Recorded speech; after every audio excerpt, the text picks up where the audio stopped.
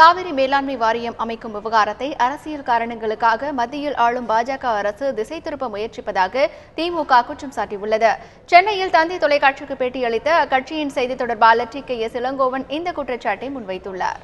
மத்திய அரசின் நிர்வாக ஆணையின் மூலம் நடுவர் மன்றம் உருவாக்கப்பட்டது. அந்த நடுவர் மன்றம் விசாரணை செய்து ஒரு அறிக்கையை கொடுத்திருக்கிறது. அதில் காவிரி மேலாண்மை வாரியம் வேண்டும் என்கிற கருத்தையும் சொல்லியிருக்கிறது. எனவே இதில் நீதிமன்ற தலையீடே கிடையாது. மத்திய அரசுக்கு ஒரு கடமை, அவர்களால் அமைக்கப்பட்ட ஒரு நடுவர் மன்றம் வழங்குகிற தீர்ப்பை அவர்கள் அமல்படுத்த வேண்டும்.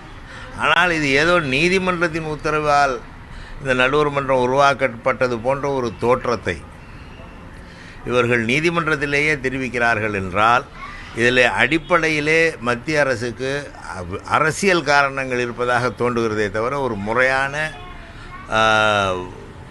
பணியை அவர்கள் செய்யவில்லை என்பதுதான் திமுக கழகத்தின் கருத்து.